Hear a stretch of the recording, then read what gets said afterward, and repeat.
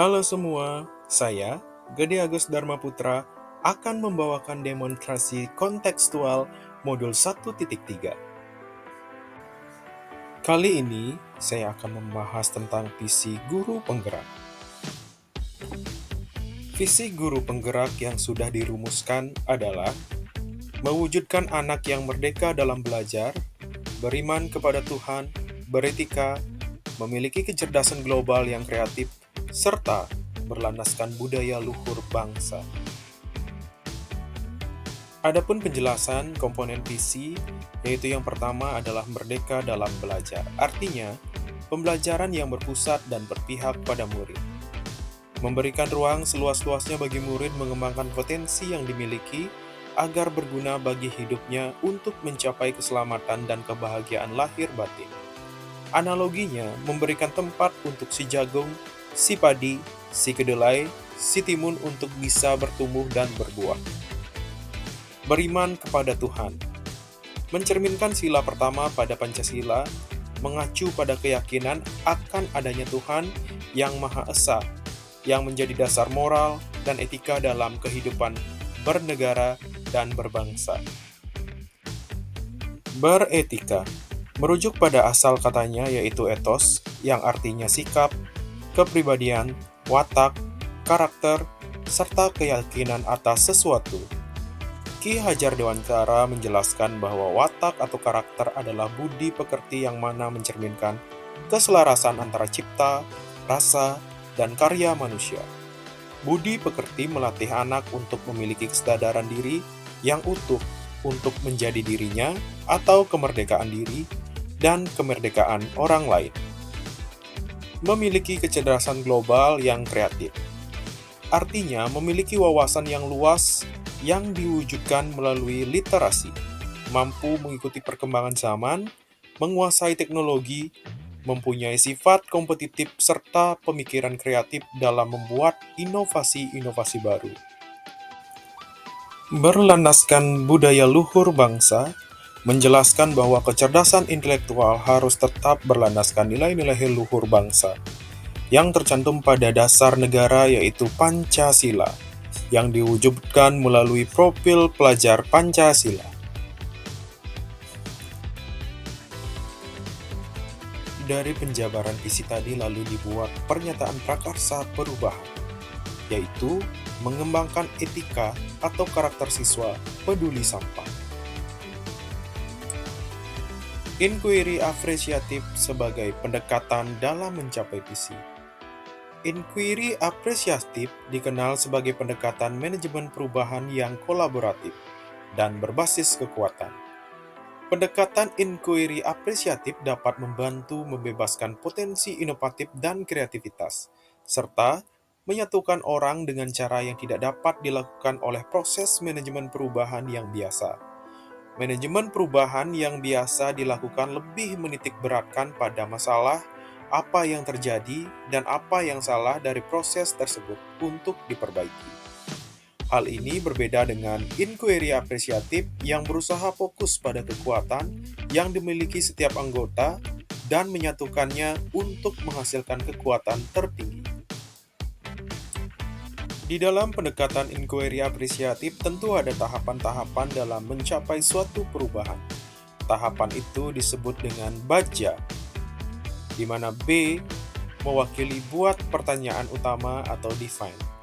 Di tahap ini, merumuskan pertanyaan sebagai penentu arah, penelusuran terkait perubahan yang diinginkan atau diimpikan. Tahap kedua yaitu A, ambil pelajaran atau discover. Pada tahap ini, mengumpulkan berbagai pengalaman positif yang telah dicapai di kelas maupun sekolah serta pelajaran apa yang dapat diambil dari hal-hal positif tersebut. Tahap ketiga, G, gali mimpi atau dream. Pada tahapan ini dapat menyusun narasi tentang kondisi ideal apa yang diimpikan dan diharapkan terjadi di lingkungan pembelajaran. Disinilah visi benar-benar dirumuskan dengan jelas. Tahap keempat, J, yaitu jabarkan rencana atau desain. Di tahapan ini dapat merumuskan rencana tindakan tentang hal-hal penting apa yang perlu dilakukan untuk mewujudkan visi. Tahapan terakhir yaitu A atau atur eksekusi atau deliver. Di bagian ini memutuskan langkah-langkah yang akan diambil, siapa yang akan dan pasti mau untuk terlibat, bagaimana strateginya, dan aksi lainnya demi mewujudkan visi perlahan-lahan. Selanjutnya, pernyataan prakasa perubahan yang telah dirumuskan tadi dituangkan melalui langkah-langkah baja. Yang pertama adalah B, buat pertanyaan. Pertanyaan, apa yang harus saya lakukan untuk mengembangkan pembelajaran yang dapat mengembangkan karakter siswa dalam peduli sampah? Daftar tindakan, pertama mengajak kepala sekolah, wakasek kesiswaan berkolaborasi berdiskusi tentang pentingnya pengembangan karakter siswa dalam peduli sampah. Yang kedua, mencari informasi mengenai kegiatan-kegiatan yang dapat mengembangkan karakter anak dalam peduli sampah. Ambil pelajaran. Pertanyaan, siapa di sekolah atau pihak lain yang mempunyai pengalaman pernah memberikan pembelajaran yang dapat mengembangkan karakter siswa peduli sampah? Yang kedua, aktivitas apa menurut siswa dapat mengembangkan karakter dalam peduli sampah? Yang ketiga, situasi apa yang dapat dilihat dalam pembelajaran yang mengembangkan karakter peduli sampah? Yang selanjutnya, keterampilan atau pengetahuan apa yang sudah saya miliki dan membantu saya mewujudkan pembelajaran yang meningkatkan karakter siswa peduli sampah. Daftar tindakan. Yang pertama, mencari contoh nyata bagaimana pembelajaran atau aktivitas yang dapat mengembangkan karakter siswa dalam peduli sampah. Yang selanjutnya, membuat instrumen tes maupun non-tes mengenai pengalaman, pendapat tentang peduli sampah dari guru, siswa, orang tua, tenaga pendidik, dan bank sampah. Yang terakhir, pengetahuan yang saya miliki mengenai bahaya sampah membuat saya lebih peduli pada sampah dan ingin mempengaruhi siswa agar peduli sampah. Gali mimpi. Pertanyaan, apakah kebiasaan-kebiasaan baru yang saya bayangkan terjadi jika pengembangan karakter siswa dalam peduli sampah berjalan dengan baik? Daftar tindakan atau penyelidikan, membuat deskripsi karakteristik sampah dan bagaimana cara menangani sehingga dapat mudah dipahami siswa. Yang kedua, membuat SOP pemilahan sampah sebagai langkah peduli dengan sampah. Selanjutnya, mencatat keterampilan atau pengetahuan yang sudah diperoleh dalam pengembangan karakter peduli sampah. Memberikan keteladanan, pertanyaan pemantik, dan pengaruh terhadap cara pandang baru anak atas sampah. Yang terakhir, merancang apresiasi terhadap siswa yang perkembangan karakternya sudah dilakukan. Jabarkan rencana.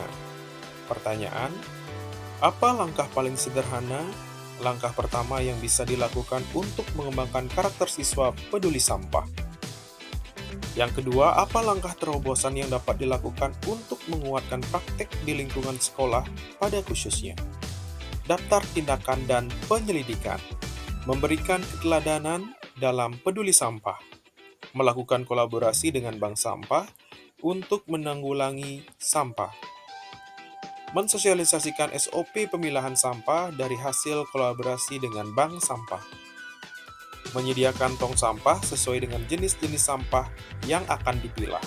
Selanjutnya, menyarankan dan atau mewajibkan membawa botol minum dari rumah, menghindari penggunaan botol plastik sekali pakai. Yang terakhir, memprakarsai daur ulang sampah, contohnya pembuatan ecobrick. Atur eksekusi. Pertanyaan, siapa yang dapat mengarahkan dan memantau saya dalam pengembangan karakter siswa peduli sampah? Yang kedua, siapa yang saya libatkan dalam mewujudkan rencana ini dan berperan sebagai apa saja? Yang terakhir, bagaimana mencatat kemajuan anak dalam mencapai karakter yang peduli sampah? Daftar tindakan dan pendidikan. Pertama, mengajak anak-anak dalam menjaga lingkungan dari sampah. Kedua, mengajak bank sampah dalam mengarahkan atau memberikan sosialisasi kepada seluruh siswa mengenai pengelolaan sampah. Yang ketiga, mengajak OSIS, wali kelas, guru lain untuk menjadi pelopor dalam pemilahan sampah berbasis sumber. Yang selanjutnya, menyarankan atau mewajibkan penggunaan tumbler air minum. Yang terakhir, melakukan instrumen observasi lingkungan untuk melihat peningkatan karakter siswa terhadap peduli sampah. Terima kasih. Kibarkan visi untuk anak-anak Indonesia yang tangguh.